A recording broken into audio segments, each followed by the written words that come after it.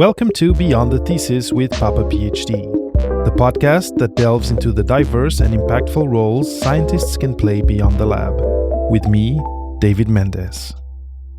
Today, I have the great pleasure of having with me for the second time, this time in English, Elodie Chabrol.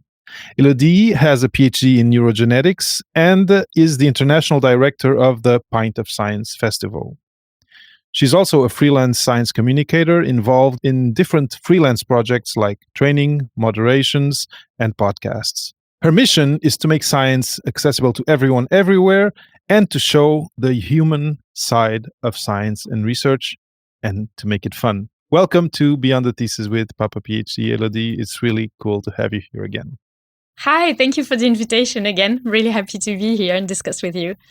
I introduced you really quickly. People who are listening saw this word, fun, making science fun, in the title of our episode. Is Elodie a fun-centered scientist and a fun-centered person?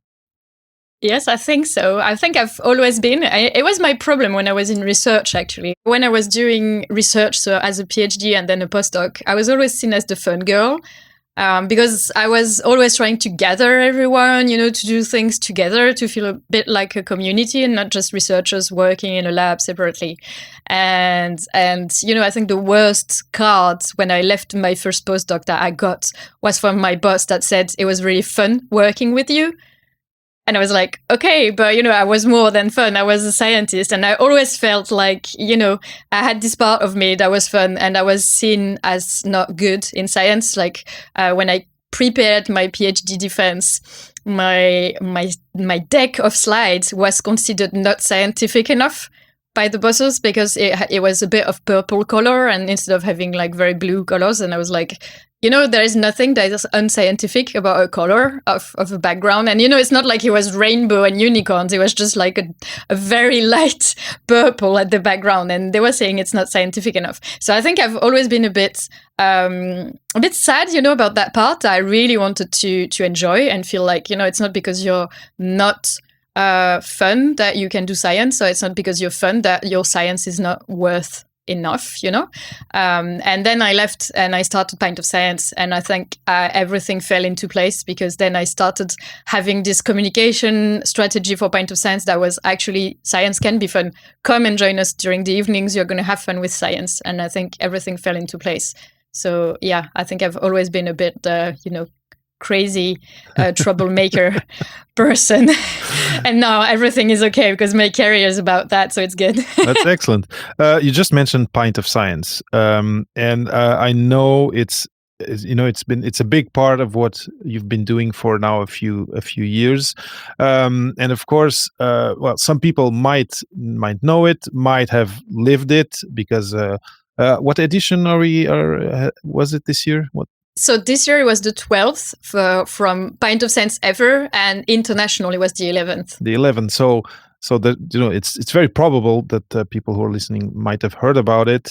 But mixing science with pints of beer. Can you talk a little bit about that? Because the link with fun is very evident. But can you talk a little bit about the genesis of that project and how you did that kind of jump from I'm in the lab to now I'm in a pub bringing science to people? So it was actually not a jump from the lab to freelancing. It was a very, very slow entering into cold waters, I would say, because when I was during my second postdoc, I got an email from people that were starting to create a festival that was called Pint of Science, and it was very fresh, not existing yet, and they were looking for people helping them to create it. And it's quite funny because that email, I got it on the 40th of February, so on Valentine's Day. And I'm always saying like my love story with science communication started on Valentine's Day. So I immediately called them and they offered me to do Pint of Science with them. I took a coordinator role, so I was coordinating all the teams of UCL in London, which is a university. And it worked really well. I loved it. So the idea of Pint of Science is having scientists in pubs or bars or cafe explaining their research to the public. But the twist is that it's during 3 nights in May, in the same 3 nights in lots of different cities. For example, this year, 2020, 2024, sorry. We did it mid-May, and we were in 500 cities at the same time. And it went from Australia to the US and Los Angeles. So it's basically a non-stop going science for 3 days. And it's the same 3 nights for everyone around the world. So it was really nice. I loved it. Then I decided to start the Pint of Science France one. And I was still a postdoc. And then I stayed a postdoc for 4.5 years doing Pint of Science. So I started science communication. I went to science communication events. I did a bit of trainings. I did lots of things around science communication while still being a postdoc. And then one day I took the jump. So that's why I say it's not really, a jump. It was a very slow putting my toe in the water and be like, yeah, maybe a bit more. And after a bit, when my postdoc was going nowhere, I finished the project. We even have a patent. We developed a gene therapy. It was really well. I felt like I closed the chapter in my life in research, and it was the right moment to actually do something else. And I love having impact, and I felt like I'm in neuroscience. I have 10 people working on more or less the same subjects in my lab. But if I leave, I can be international director for Pint of Science, and I can help researchers in countries that were a bit more complicated than Europe, for example, Mexico, Argentina, and everything, to open Pint of Science and then to have scientists meeting the public. So I felt like, okay, my mission is more there. And so 2017, I left the lab to become a freelancer and a Pint of Science mama. So basically, I'm always saying I'm the mama because I'm babysitting new countries to start the festival. And usually, people starting the festival are people that are not doing science communication or not doing events. Usually, they are scientists or outside of science, and I really have to help them from finding volunteers to communicate on social media, to deal with whatever things they have to. Every year we have to deal with different stuff. So it really feels like babysitting, like really helping them from when they are babies to really when they can walk by themselves, basically. Yeah, for example, I just noticed the Portugal one exploded this year. Something happened this year in terms of how, at least in my social media, it exploded in a nice way. Now, again, for people who are listening and have never been to a Pint of Science event, can you just very quickly share what it is, what's the format, and what happens in an event? So usually at events you have 2 scientists, so that's the normal format, but sometimes you have a bit different, but usually it's 2 scientists. You have a first talk where you can ask questions, and then you have a break with usually games and that kind of thing, a pub quiz, for example, around science, and then you have a second talk.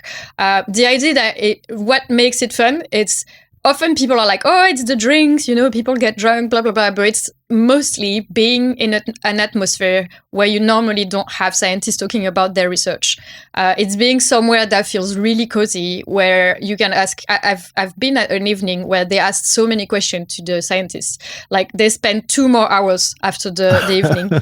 They were just sitting and they didn't want to go. They just wanted to ask questions. And they were like, what's your everyday life? What's your typical day? How do you do that? How do you study cosmos from Paris? Like, where do you work? Blah, blah, blah. And it was really great because he answered all those questions, and it was really about meeting a scientist at a more personal level, that what you do in conferences where they present research and then you not necessarily ask questions because you might feel dumb with your question. Here it's really questions going from, but why are you Spanish and doing your postdoc in Paris? Why did you do that? Why did you pick Paris? Blah, blah, blah. And it's really nice because it's real discussions about scientists and not really always about the science. So that's pretty fun as well because it's really relaxed and it's not very timed. We're trying to have it around 20 minutes, but we don't have to time it. We have games. The idea is really for people to not feel like at a conference. Mm-hmm. Yeah, and there's no stupid questions, right? You can ask whatever. Exactly. That's amazing. Now, it feels to me like, because you've done, after that, you've done many more things, and we're going to go into them. Because I really think that your journey shows the potential for work, for creativity, and for non-academic scientific work. But we'll go into that later. It feels to me like Pint of Science is a good microcosm to kind of start the conversation. And one of the things that I'm always curious about is the audience? It feels to me from what you said that part of the audience are young researchers, but I guess it's more varied than that. Yeah, it's very varied. So I would say it really depends on two things: on the age of the festival in the country, because often at the very beginning you get more scientists because it's the network and they know. And the more you go, the more lay audience you get. So in France, for example, pre-pandemic, we were 50-50. Now we're 40-60, I would say. But you have a lot of general audience. You might have scientists, but it's not always there. Scientists there. You have scientists that are also from different domains that are going. For example, all my neuroscientist friends, they are going to astrophysics and that kind of thing to learn new things. So it's just that I always tell them, you can explain your background, what you're doing. And so sometimes people have personal questions like, oh, you're here, but why did you decide? And not really on scientific level, but more like personal level. Why do you leave this country to go do research in this one, or that kind of thing? So yeah, the audience, and it's very young as well, very young audience. So usually people are around, the majority are around 18 to 30 years old. So young adults. That's great. And so this means that the general public, the lay audience, and let's start with the lay audience. The lay audience is looking for something that Pint of Science offers. What is it, in your experience, what is it that people who are not doing research look for when they go to this type of event? What type of questions do they ask? And where I'm getting at is, why is there a need for these type of science outreach events, relaxed, fun science outreach events? What's the kind of take home or the kind of value that people take from it when they're not from a scientific background? So what are they looking for? I think often they are looking for knowledge, knowing something cool, but in a way that is going to be easy to understand. So very lay audience kind of talks, fun as well. I've watched 3 really cool talks this year, and I was really happy because I was PhD students and postdocs, and they were really great because it was fun and it was science in a way that was really relatable and really cool to explain. So I think people are looking for that kind of thing, science, but a bit different, because you can read books, you can listen to the radio, listen to podcasts, but this way you can also meet the scientist, and I think it's nice to actually meet people, and they ask sometimes semi-personal questions, like I was saying, how do you study that? Why did you do that? So it's really, I think it would be about trust as well, like meeting real scientists. And for me, it's showing the diversity. When I was a scientist, people kept on telling me I didn't look like a scientist. That traumatized me because I was like, okay, for you, basically a scientist is an old dude with gray hair and glasses and a lab coat. And they were like, yeah, you don't, I had pink hair. They were like, you don't look like a scientist. I was like, come in the lab. I might be the only one with colored hair, but a lot of them are looking like me. So I think people are looking for that kind of relaxed experience as well. And it's word of mouth. I think people know that it's good, it's relaxed. We're trying also to go, that's my very big at heart strategy that I have, is to develop Pint of Science to places that are really small, that wouldn't have science around, or science conferences. For example, this year we were in 2 or 3 villages that were had to reach for the big cities around. So basically no one from the big labs came, and it was for people around. It was really good. And 2 years ago in France, we even had a mountain hut. Where we had an astrophysicist giving a talk on northern lights, and people had to walk 20 to 30 minutes flat, but still walking to go to the event, and it was completely full. Because I think people are interested in science, and they realize that we're delivering it in a different way than conferences or very rigid ways of having science. So I think they are looking for that, and the image of Pint of Science is quite relaxed, quite fun, and quite like, okay, you don't know anything, come and join us, and you will have a good night. Excellent. So this is perfect, and it makes total sense to me that people use technology now every day. Everyone in every country almost has a cell phone, etc., and has access to news, and people want to be able to know a little bit more, or to understand more of what they're using and what's happening around them. And it totally makes sense that a kind of a non-threatening, fun, relaxed setting attracts people to go learn. But now, so this is the lay audience side of things, and I really feel that this type of event is a win-win-win, because the lay audience is going to gain something, but then let's go for still the audience, but let's say young researcher or researcher from another domain audience. What do you consider is the value that they get from being in front of another scientist, maybe from another domain or more advanced in the career, and with a beer or another drink, in a relaxed way, asking questions? We already said it a little bit, without that thing of, oh, my question needs to be very well structured, and I don't want to look dumb in front of all these PIs or whatever. They're kind of exploring this new universe or this new ecosystem where science can be communicated. So I think for them, it's an example of how you can communicate science if they haven't done it. So I think it's really good. Sometimes they get inspiration from talks as well that they see, and they're like, oh, maybe I can present it that way.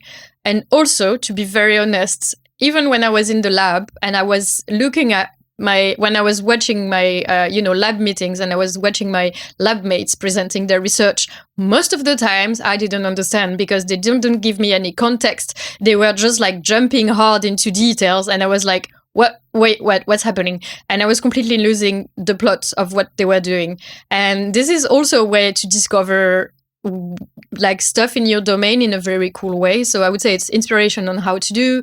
It's relaxing to watch in a cool way science in your domain. But usually, what I often advise for researchers or for scientists is to go to events that are not their domain, because then they're going to learn things. If you go to your domain, you might not learn anything. So I think it's the best criticism I got from someone. She was a researcher. She went to a Pint of Science evening, and then she came to me and she was like, well, I didn't learn anything. And I was like, oh, okay, cool. It means it was simple enough.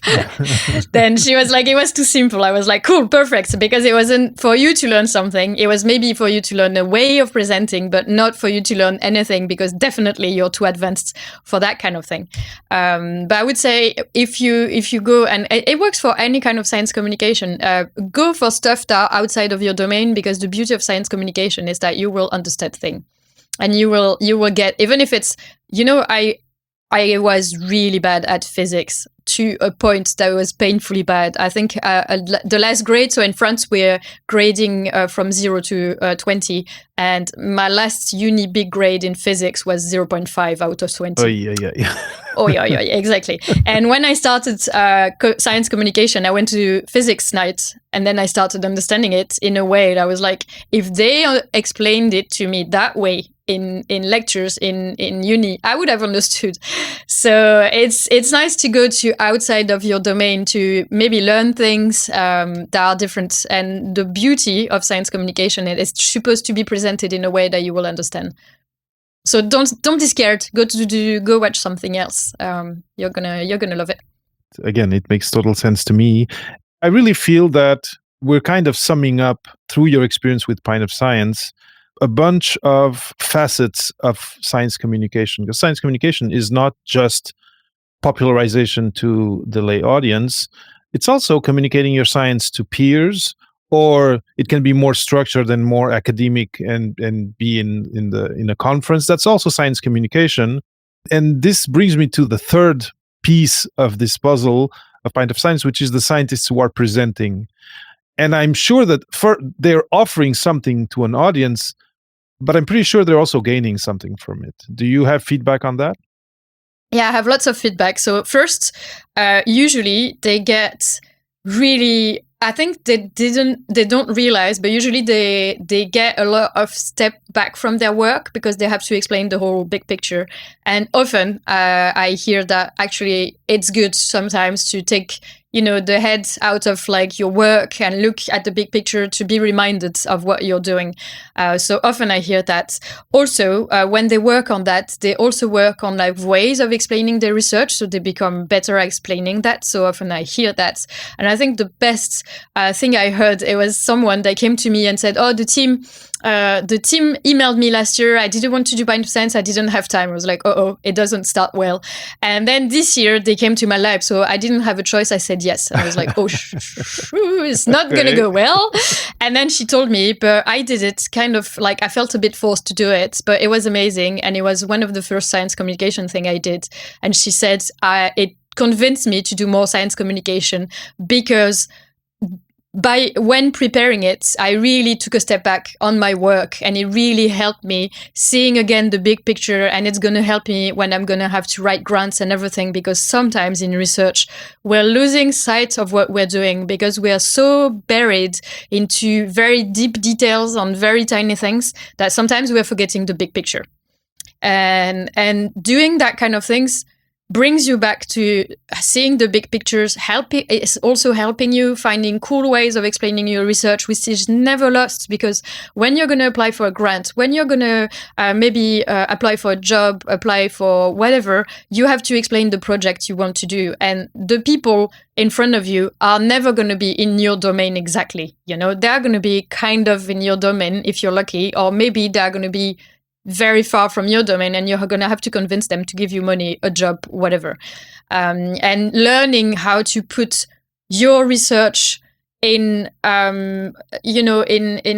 with all the big picture, the context and everything, it really helps.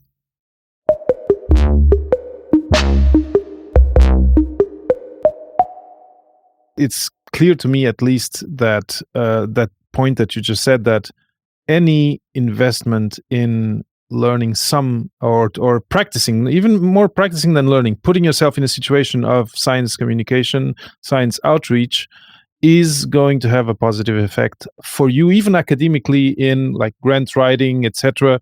Being able to change the tone in which you speak about your research, and also be challenged by other people as to how you talk about it, because I'm sure that some of the questions are challenging.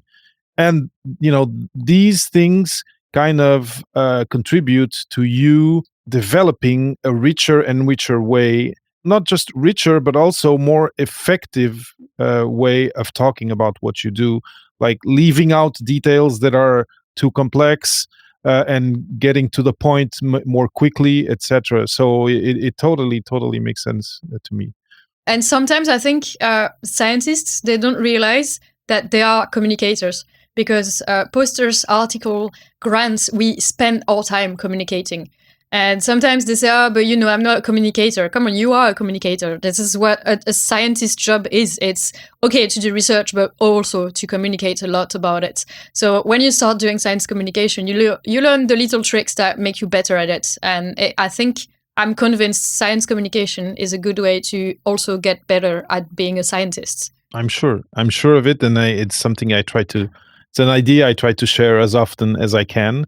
It feels like these days something, there's something happening, that there's more and more events like 3-minute thesis and things like that happening, that is exposing young researchers to that, and even to public speaking, which is not easy for everyone. So it makes total sense to me. Now, we started with Pint of Science, which is very particular. It's a very specific kind of setting, kind of model, but it's not all you've been doing. This question, I don't know if it was because of going through Pint of Science, but this passion for getting the scientific community to be better at telling scientific stories grew, and it brought you to do other things. Can you share a little bit about the other ways that you're trying to get science to have a better and better representation out there? Yes, so I think it's been always kind of a mission, because I looked back at my defense. In France, they write a little note on how you defended, and it was written that I defended very well, even for a public that is a lay audience, because in France, you do it with your family and everything. And my jury was very diverse, so the idea was to really make sure everyone could understand everything I was explaining. So I was like, maybe I was predestined to be that, to be doing doing that. But yeah, I think I love helping scientists sharing their research. So when I created Pint of Science France and when I worked on Pint of Science International, I've worked on social media. I also helped scientists preparing their presentation. And I felt like, oh, but I've done all that. And some people ask me, can you do that for me? And at the very beginning, my little imposter syndrome was like, no, you cannot do it. You don't know how to do it. And then I realized I've been doing that for Pint of Science the whole time. So I've been doing trainings because I helped people preparing their presentation. Check. I've been doing moderating the nights. And, I realized it's actually a job. And actually, even if it's only Pint of Science nights, for me, it didn't count. But I realized it actually counts a lot. So moderating and hosting, check. And podcast was more something that I had developed after, but really as an experiment because I listened to podcasts. I was invited to podcasts like yours and some other people. And then I wanted to do one. So I started reading everything there was about it. Then I asked people questions. I asked you questions about, what software do you use? How do you do things? And then I jumped in and I started. And I felt like, oh, it's actually how you do an experiment. You read about it, you read the protocols, then you refine the protocols, and then you jump and you try and you redo it again better and better. But yeah, so I started doing lots of different things while I was in London creating Pint of Science, having Pint of Science France when I created it and when I was running it. And yeah, I think it's just naturally people came to me and say, oh, you said you did that for Pint of Science. Can you do it for me? And the more and more I developed things, and I was always a bit very active, like maybe a bit hyperactive. and I love doing lots of different things because in research, I always had 1,000 different projects at the same time. So I'm not really scared with having like Tetris kind of plannings, where, oh, I have an hour there, I'm going to use it for something. So I started developing lots of things. The only thing I'm not good at and I don't really enjoy is writing because I know I suck at it. And I feel like, it's taking me so much time. People would do it so much better than me. So I don't really take that kind of jobs. But when people are like, oh, would you develop that kind of training for me? And I never did it. I'm like, yeah, why not? Let's do it. I love also moderating rooms. I just love it. It's sometimes it's scary, like I've moderated a final for my thesis in 3 minutes in Grenoble in France. It was a room of between 900 and 1,000 people. Jeez. It was so cool. The first year I was a bit stressed, and the second year I wasn't even stressed because I knew the room, I knew the thing, and it was a great public that is always clapping a lot. So this is how I develop things, and I like to try new things. I do a lot of social media as well, so I'm training scientists for social media, and I'm always a self-learner. So every time I see something new, I'm interested, and then I'm like, is it for me? Should I try that? Should I teach that? Every training I do is a bit different because every time I learn about something, I incorporate it in the training. Also, so this is how I started from just Pint of Science to a diverse number of things that actually all came from the experience I got from Pint of Science. So, and that kind of goes to the point of, you can plan your career. Most often, where you land is not where you expect it to land, but is a result of the small steps you do each step of the way, for sure. Yeah, exactly. People often ask me, like, where do you see yourself in 5 years? I'm like, I have no idea. And I'm actually really happy about it because when I was seeing myself, it didn't work out. And then you get disappointed by the image of your life that you planned. And this is, I think, what sometimes is difficult, especially when you leave research, that you have an image in your life that you're going to be a researcher. And when you leave, it's not happening. And it's like, who am I? Because my whole identity was based around being a researcher. And from a sudden moment, I step out of the lab and I'm no one because I'm not a researcher. I had this crisis of I'm not even a scientist, I'm not doing science anymore. And I realized, no, I'm not a researcher, but I will be a scientist forever. And I think, yeah, it's really important. So I'm not saying don't plan anything and just go with the flow. But sometimes it's okay to fail. And I think often when I talk about my career, I say, this is how I failed successfully because I really feel like I failed academia, but actually I'm at a place where I'm 100 times more happy now. Yeah. So I really failed successfully.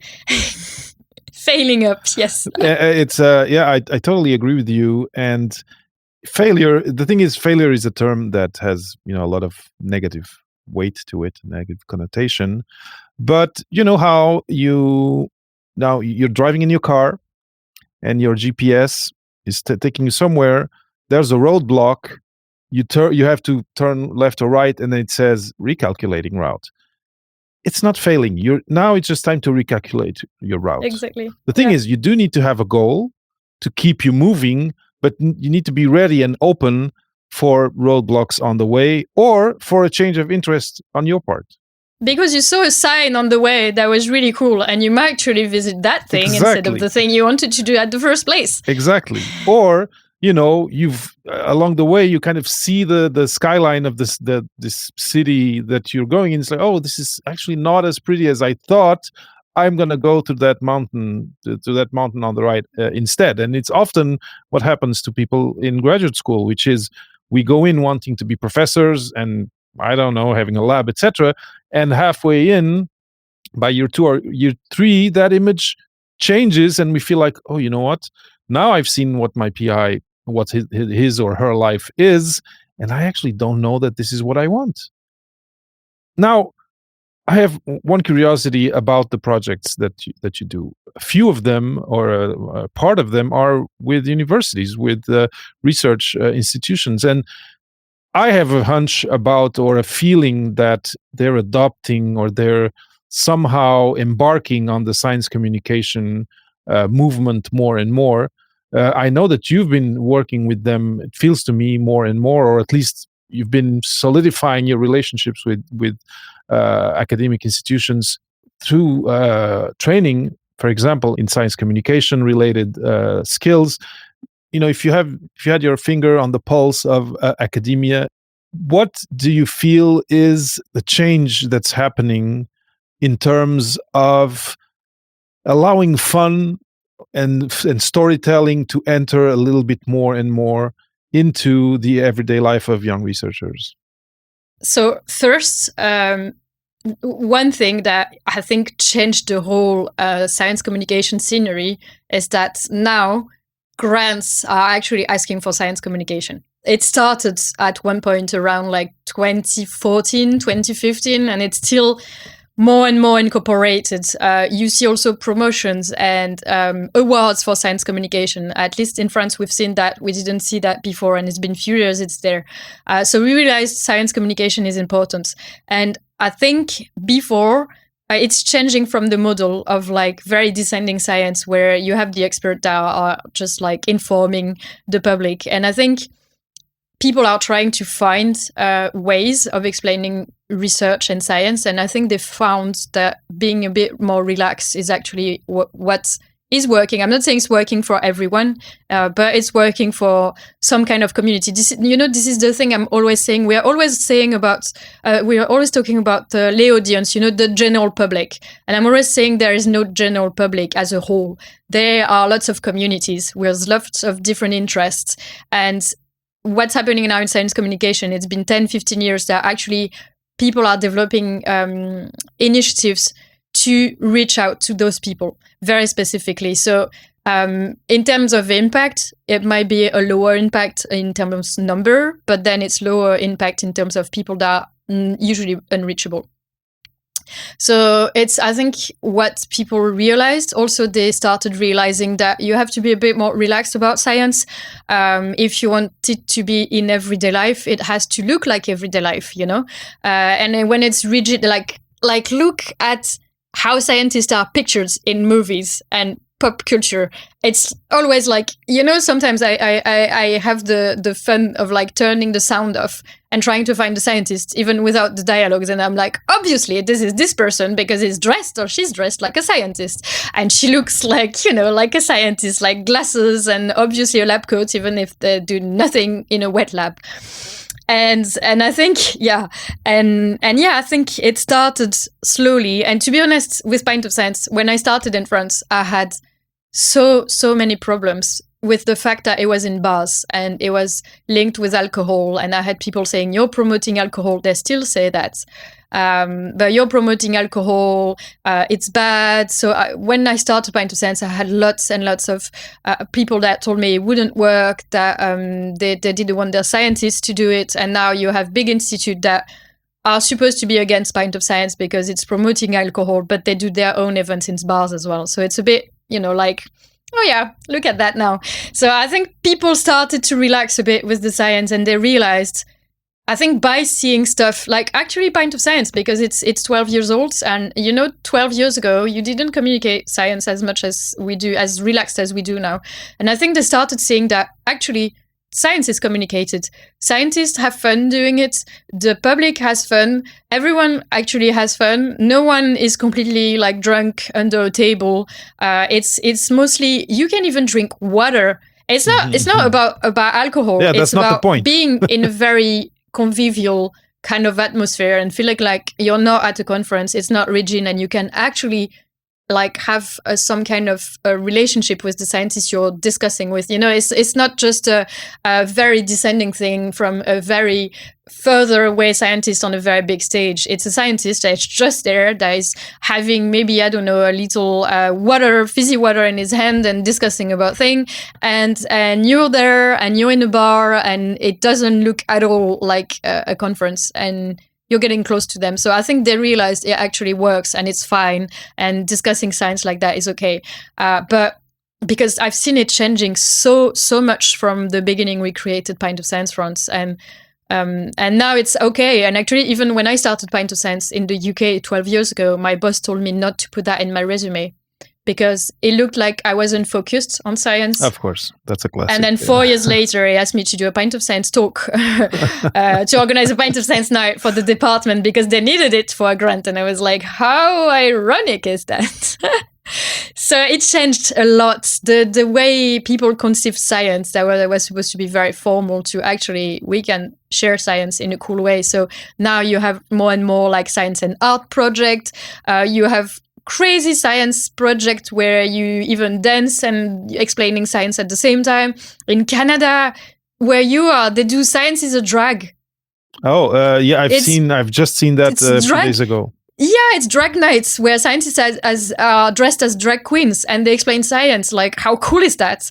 And like 10 years ago, you would have never seen that. So they really realize the important is not necessarily all the science that you're going to share and that it's going to be a lot of science. It's to regain trust with scientists and see that actually scientists can be fun, can be interesting. So it's not necessarily making science fun, like making fun of science, because I've seen that some people were doing stand-up and instead of making fun with, like having fun with the science, they were making fun of scientists. This is not the point.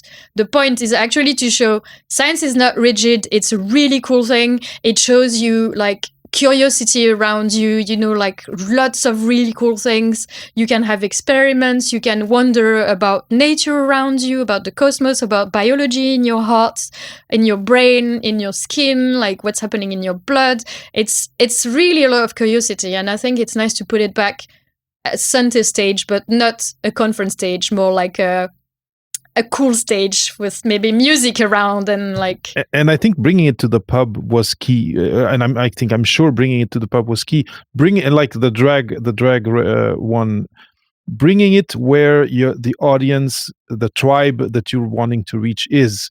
If you ask a tribe to, hey, come to my university room, I have this event that's going to be really cool for you. It's not going to work. So I'm going to meet them where they are is key. And I've had this conversation with someone during COVID, and it had to do with actually bringing scientific information when there was misinformation about masks and vaccines. Monica Feliu-Moher, she's called. And she said the key thing for this to work is to bring the information where people are. And actually, if you want to go a little bit further in this aspect, which was health-related information, it was even give the message to someone who's key to the community and let that person share the information, which is even another step. But just going to where people are is key. And I do think that this whole panorama that this whole scenario that you just shared, this whole vista gives hope to me that this new generation of researchers that's coming out will have a much closer relationship with the communities around them. And my hope and my feeling is that it will help in having people who are not in labs, who are not in universities, understand science and have a critical point of view on fake information that's coming. And I think this is one of the big issues of this century, let's say, because information travels so fast. Well, bad information travels fast too. And this type of thing that you do, and you and the whole this is now it's now a huge community, the Pint of Science community. But you and the science communication community, I think what you're doing is almost a prevention of going back into the dark age and the people equating science to witchcraft or whatever. It's very important. It's very inspiring, and I think it's great to have people like you who have the energy that you do and also the smile that you do to be behind these types of projects.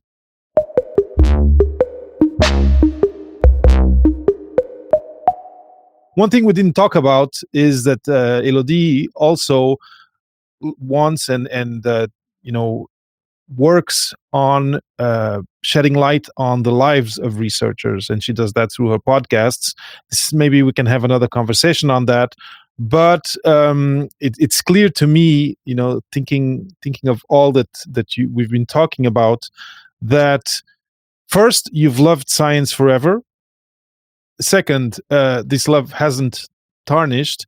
It's just that the path that you found to honor this love you have for science is to put it out there in the world in its best light, the science, the scientists, and also to allow people who in the past may have felt like, oh, I'm not good enough for this, or I'm not smart enough for this, to say, no, science is for everyone. Come have a beer or a Coke or a fizzy water and ask questions to a scientist. You'll see they have interesting answers for you. And I think there's some magic in that. I think there's a lot. It's something that's very needed today. And I'm really glad that I know you, that I can talk about this with you. But I'm really glad that this is something that was born 12 years ago, but that is growing and that is here to stay, I think. Elodie, if people were inspired by be it Pint of Science or by your journey, and they want to reach out, maybe bring Pint of Science to their country, or find out how to volunteer, share all the places where these points of contact where people can reach out to you and talk about these things. So I think the easiest is either Twitter, I'm at EloSciCom, or LinkedIn, Elodie Chabrol on LinkedIn. You message me or whatever, that's fine. You also have my website, elodiechabrol.com, where you can send me a message, and I will gladly answer. Perfect. And for Pint of Science, is there a people want to volunteer, etc.? Is there a website? So it really depends on the country. So there is pintofscience.com, which is the international websites where you have all the websites of different countries. So what you can do is that if you're in a country where you have Pint of Science already, you can go and check the websites of this country and email them. It's going to be easier, because if it's me, I'm just going to forward it, and it's not going to do more than if you email yourself. For Pint of Science, that's the way. Follow Pint of Science on social media. You have tons of accounts. You have one account per country, and one Pints World, which is the international one. This is the one keeping me up during the festival, because I'm trying to reshare everything on Instagram and Twitter as well. Of course. And for podcast lovers and listeners out there, can you share what the podcasts are that you've done in the past, but the ones that you're doing now too? So I have 3 podcasts that are my own. So I have the French one that is called Sous la blouse, which is under the lab coat. And the idea is really portraits of scientists, not their science, really why they do science, how they manage to be a researcher, what are their hobbies, really like showing the diversity. It comes really from I don't look like a scientist and I want to show the diversity of scientists. So I'm like, okay, any scientist here. So I have Sula Blues. I'm going to restart in September. So right now I have 20 episodes. Under the lab code that I started in English, I have to create more episodes. So it's the same idea that Sula Blues. I'm really undressing scientists, as I say, like removing the lab code to see what's underneath. And in French, if you're French speaking, I have created Simple with a S, SCIMPLE, which is like a pun on science simple. And it's a bit the same. It's portraits of science communicators. So I really try to take people from different places and different jobs to see how they manage to do that, what are their formats, what they like to do. It's quite inspiring because often they talk about formats you didn't even hear about or you didn't know existed. So it's pretty cool. It's in French. So yeah, those 3 podcasts if you want to have more. It's mostly in French, but the Under the Lab Code definitely is my mission from September. From September, excellent. Elodie, I really think that what you've been doing so far, maybe involuntarily, you've been kind of proving to the people who were telling you years ago that you didn't look scientific enough or you didn't do science the right color and in the right tone. I think you've been proving them wrong. And one of the reasons why I say proving them wrong is that SciComm is growing. The importance and the variety of SciComm is also growing, like we just mentioned. And I really appreciate the few bricks that you put in that wall of a new science, or at least a new science communication that has been growing and popping up everywhere. Surely you've built part of that wall, and you can be proud of that. And I'm really, really thankful for having you on the show. Thank you for having me on the show again, yes, and not doing twice the time this year. No, that's it. This was great. Awesome. Thank you, Elodie, and yeah, all the best for all your projects, and we'll keep in touch for sure. Yes, definitely. Thank you very much. Thank you for listening to this new episode of Beyond the Thesis with Papa PhD, with me, David Mendes, and this week's guest, Elodie Chabrol. If you have a story to share about your experience with science communication, or if you know someone who would have a great story to share, just pitch your idea and your guest to ideas@papaphd.com and use the subject SciComm. And remember, future you needs great colleagues, so don't hesitate to share this episode with your friends.